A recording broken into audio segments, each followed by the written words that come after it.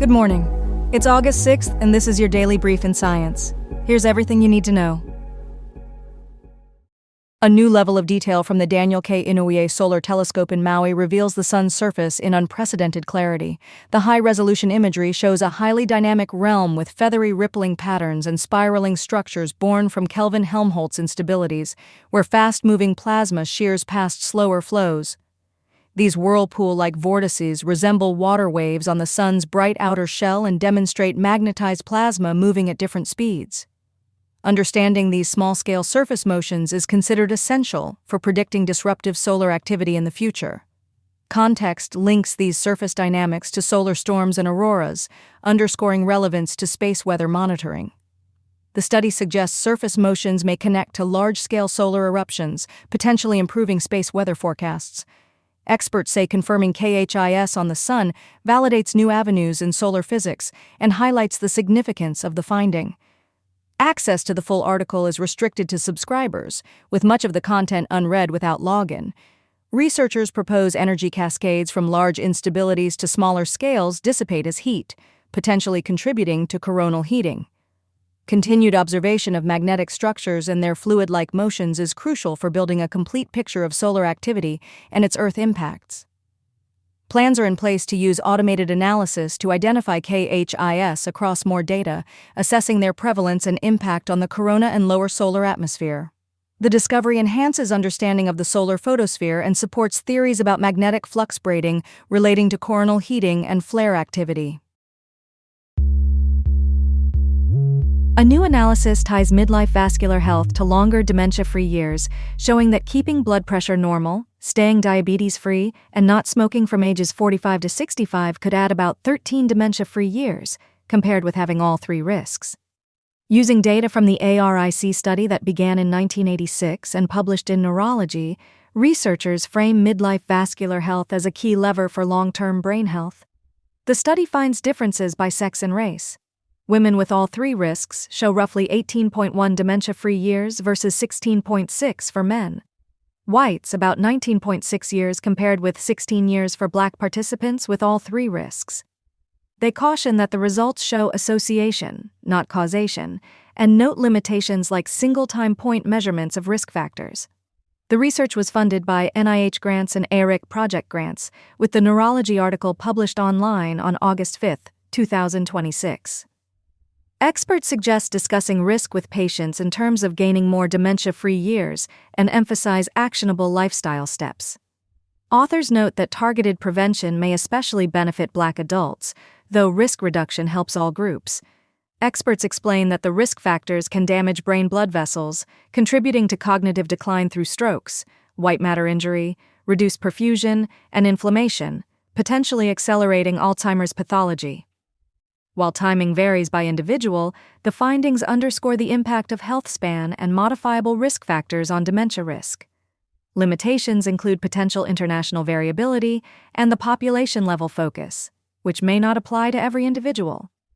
Midlife, roughly ages 48 to 68, emerges as a critical window for aggressive vascular risk modification to preserve cognitive reserve later. Reducing risk factors helps protect brain blood vessels and oxygen delivery. Lifestyle changes such as a DASH-style diet, regular exercise, adequate sleep, and stress management are recommended.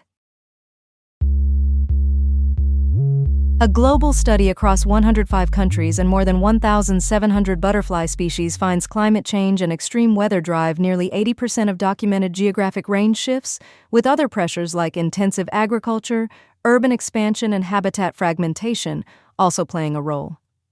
The research shows poleward and elevational movements as species track suitable climates, with many expanding into newly suitable areas, while others contract or disappear from former habitats.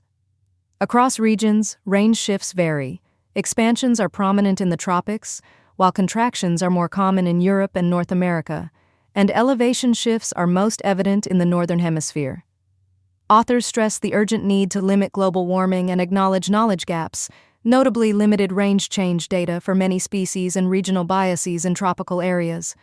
To forecast future shifts and guide conservation, researchers advocate integrating long-term monitoring with predictive models to identify refugia and critical habitats.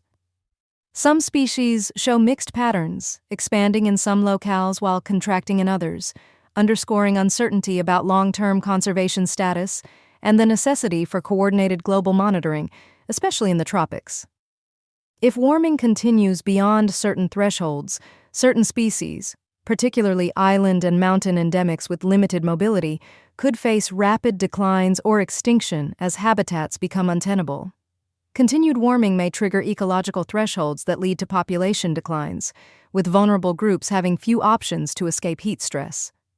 Conservation calls include protecting and restoring habitats, creating ecological corridors and microrefugia, and strengthening biodiversity monitoring alongside global efforts to limit temperature rises. Regional examples, such as Melbourne's Eltham copper butterfly recovering through community-led habitat restoration and replanting, illustrate how local action can support species on the move. Detecting contractions is harder than spotting expansions, and data biases, such as overrepresentation of lowland and urban observations, may skew results, highlighting the need for broader, more inclusive monitoring and citizen science participation. The study documents poleward and elevational shifts as species track cooler climates, with species-rich communities moving to higher latitudes and elevations to remain within suitable temperature ranges. Worcester has raised its West Nile virus risk to moderate after a positive mosquito was found in the city, prompting a spraying operation as weather allows. There have been no reported human West Nile virus cases in Worcester or Fitchburg at this time. Older adults over 50 are at higher risk for severe West Nile symptoms, with 9 Massachusetts human cases reported in 2025. Residents should close street-facing windows, disable outside air settings on air conditioners, keep pets indoors from sunset to midnight, avoid children playing near spray trucks, stay indoors during spraying and for 15 to 20 minutes after, and wash homegrown vegetables after spraying before consuming. During spraying, keep windows closed, pets inside, and remain indoors for 15 to 20 minutes after application. The spray is oil-based and dissipates quickly. Also, wash homegrown produce after spraying and note that pets are not expected to be adversely affected by the pesticide used.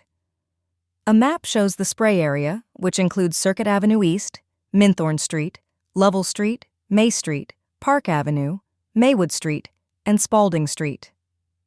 People with chemical sensitivities should consult a physician. General precautions include using DEET repellents, wearing long sleeves and pants, and removing standing water to reduce mosquito breeding. Accidental exposure is not expected to cause health concerns for most people, and no precautions are needed the day after application. Preventive measures include eliminating standing water, using repellents, wearing covering clothing, and keeping screens intact. Updates will come via Alert Worcester and mass.gov resources. A new spraying round is planned for the night of Thursday, August 6th, weather permitting, targeting nearly 30 city streets in the southeast. If weather delays, spraying would move to Friday. Residents may opt out of wide-area pesticide applications through the Massachusetts Department of Agricultural Resources. A new multi-institutional Nature study reveals that COVID-19 can reactivate dormant viruses in hospitalized patients, broadening our view of chronically infecting viruses and their possible role in long COVID. The findings show Annelloviridae are more prevalent among those with physical deficits in long COVID, suggesting a potential biomarker for persistent impairment that remains consistent from acute to convalescent stages.